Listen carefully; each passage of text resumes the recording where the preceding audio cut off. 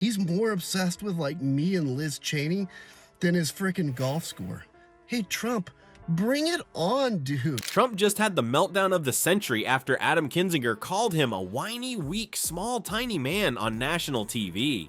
The former president, who claims to be the toughest guy in politics, couldn't handle being called out. Trump. I'm genuinely surprised how people close to Trump haven't talked about the odor. It's truly something to behold. Wear a mask if you can. He just tap dances. Can you commit to prioritizing legislation to make childcare affordable?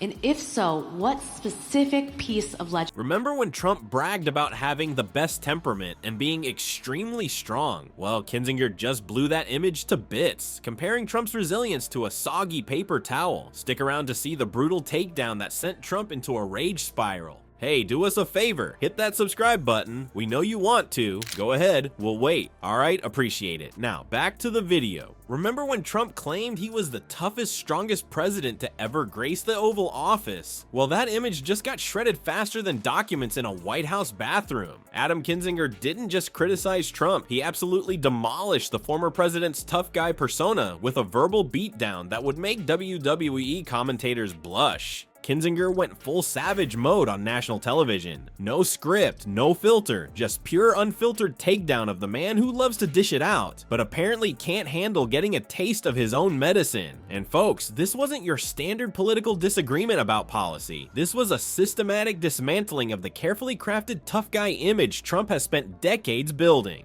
The former congressman didn't mince words when he called Trump a weak man pretending to be strong and a small man pretending to be big. Talk about cutting straight to the heart of Trump's whole shtick.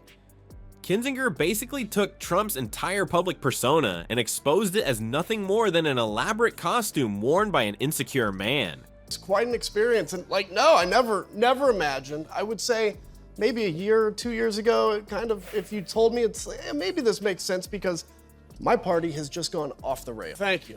Did you ever imagine as a lifelong Republican that you would ever speak at the Democratic National Convention? And be embraced wholeheartedly there? Yeah, it was. But wait, it gets better. Kinzinger actually described what Trump smells like. And it's not the scent of success Trump's cologne probably claims to be. According to Kinzinger, Trump smells like armpits, ketchup, a butt, and makeup all in a blender. I mean, that's the kind of personal insult Trump usually throws at others, but when he's on the receiving end, total meltdown. What makes Kinzinger's takedown even more powerful is his military background. When a guy who actually served in the military and knows what real strength looks like says, as a military guy who respects strength and leadership, Trump is the opposite of that. It carries serious weight. It's like having a professional chef tell you your cooking tastes like garbage. They actually know what they're talking about. The timing couldn't have been worse for poor Donald. Here he is, trying desperately to maintain his strongman image while drowning in legal troubles. And every president in the history of our country has at least had a basic commitment to saying the truth. I want, when I get out of here, to leave a country stronger than I came in. Donald Trump came in and basically has said, it's all about me.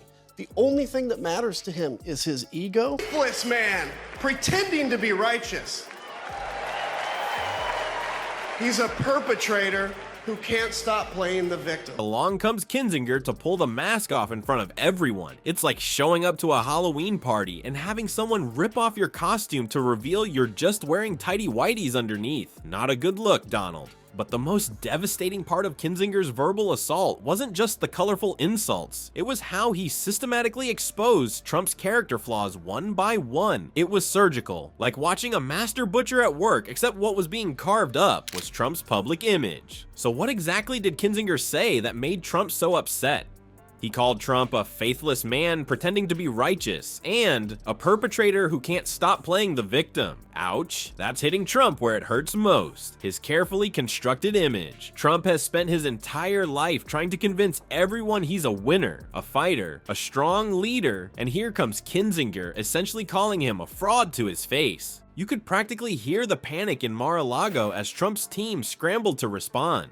Their frantic reactions showed just how deeply Kinzinger's comments cut through Trump's supposedly thick skin.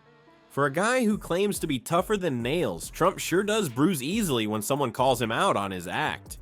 What's truly remarkable is how Kinzinger's takedown was described as a complete dismantling of Trump. This wasn't just throwing a few insults. This was a comprehensive deconstruction of the myth Trump has been selling to America. It's like Kinzinger didn't just point out that the emperor has no clothes. He went ahead and published a detailed report on the emperor's nakedness with full color illustrations. Kinzinger's verbal wrecking ball didn't just demolish Trump's image, it exposed the fragile ego hiding behind the bluster. For a man who brags about being tough as nails, Trump's reactions to criticism reveal something completely different. A deeply insecure person who can't handle even the mildest pushback without throwing a presidential-sized tantrum. The irony is thicker than Trump's makeup. This is a guy who built his entire brand on being a tough-talking, no-nonsense alpha male who tells it like it is and fights back harder than anyone else. He's positioned himself as the ultimate strongman, the guy who can fix everything, knows everything, and fears nothing. But scratch that orange surface, and what do you find? A man whose ability to take criticism is about as strong as a soggy paper towel.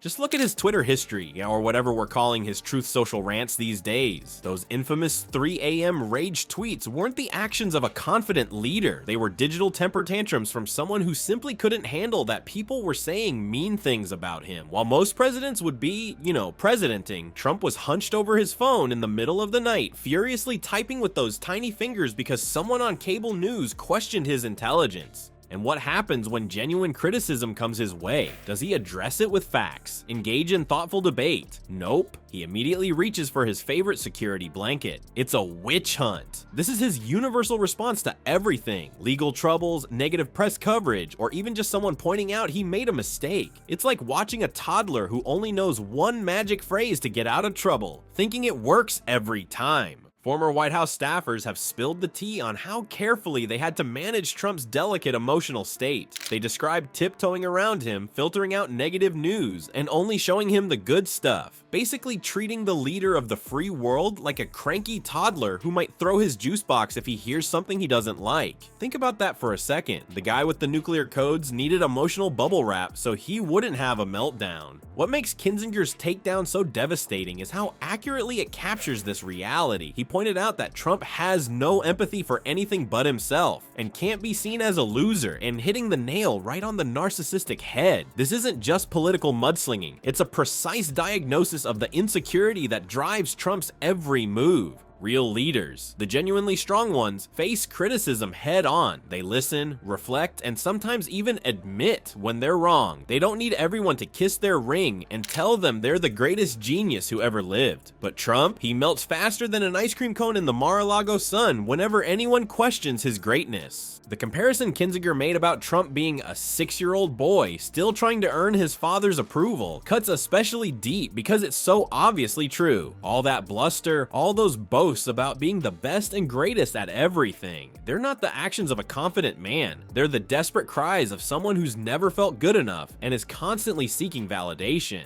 Remember how quickly Trump lashes out at anyone who dares criticize him? He's called war heroes losers, mocked disabled reporters, insulted Gold Star families, and belittled anyone who challenges him, but turned the tables, and suddenly he's the most persecuted person in American history. It's like watching a schoolyard bully who dishes it out all day but bursts into tears the moment someone stands up to him. The pattern is so predictable, it would be funny if it weren't so dangerous.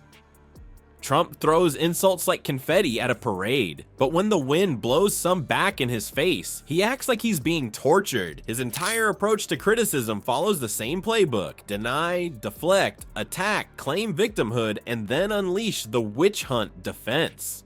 While Trump's thin-skinned reactions follow a predictable pattern, what's truly mind-boggling is how his supporters transform these obvious weaknesses into perceived strengths. The man literally failed at running a casino, a business designed to vacuum money from people's pockets, yet somehow maintains his reputation as a financial wizard. It's not just political strategy, it's religious devotion. Kinzinger hit this nail square on the head when he explained he's built a cult of personality, and when you go after the leader of a cult, it's almost like going after somebody's religion. This perfectly captures why facts bounce off Trump's supporters like bullets off Superman. When your political identity becomes your spiritual identity, criticism of your leader feels like blasphemy. The personal price Kinzinger paid for speaking this truth shows just how deep this cult mentality runs. Former friends texted him saying they were ashamed to have ever flown with him. Even worse, his own extended family members sent a certified letter, not even a casual text, but a formal disownment declaring him part of the devil's army. Imagine getting that in your mailbox for simply pointing out that Emperor Trump has no clothes. As a military veteran who served in Iraq, Kinzinger brings unique credibility when assessing leadership qualities.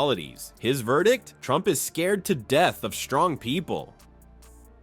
That's why Trump picks fights with countries like Canada. It's safe bullying that maintains his tough guy facade without any real risk. Meanwhile, he avoids actual confrontation like a cat avoids bath time. The most fascinating part of Trump's cult is how his followers perform Olympic-level mental gymnastics to explain away his glaring contradictions. They celebrate him as a business mastermind while he desperately hides his tax returns. They worship his supposed financial acumen despite his remarkable achievement of bankrupting a casino, a business that basically prints money. As Kinzinger pointed out, this is the same man who somehow managed to bankrupt a casino, a business model literally designed to vacuum money out of people's pockets. When facts become inconvenient, Trump's devotees simply create an alternate reality where those facts don't exist. Point out that their hero dodged military service? They'll tell you he would have been the bravest soldier ever. Mention his multiple bankruptcies? They'll explain it as genius tax strategy. It's like watching people insist that water isn't wet while standing in the rain. The ultimate irony is how Trump's followers interpret his constant whining as strength. Kinzinger nailed this contradiction. For a guy who claims to be the toughest, strongest, most fearless leader in modern history, he sure does complain a lot. Trump cries witch hunt more frequently than actual witches during the Salem trials, yet somehow his supporters see this as the mark of a strong leader fighting corrupt forces rather than a tantrum-throwing man-child. This cult mentality explains why Trump's legal troubles only strengthen his support. Every indictment, every testimony, every damning piece of evidence isn't seen as justice catching up to wrongdoing. Instead, it's reframed as proof that the deep state fears him. His supporters don't just dismiss the evidence, they flip it into validation of their devotion. What's truly telling is what Trump fears most. According to Kinzinger, he doesn't fear investigations. What he truly fears is being exposed as a fraud. This gets to the heart of Trump's psychology. All the bluster, the insults, the constant self-promotion, it's all a shield to protect against his greatest fear, that people will see behind the curtain and discover there's no wizard, just a small man with a microphone. While Trump claims universal love and support, the reality is much darker. His cult of personality has torn apart families, friendships, and communities. Kinzinger's own experience proves this. Relatives sending certified letters of disownment over political disagreement isn't normal political discourse. It's cult behavior, plain and simple.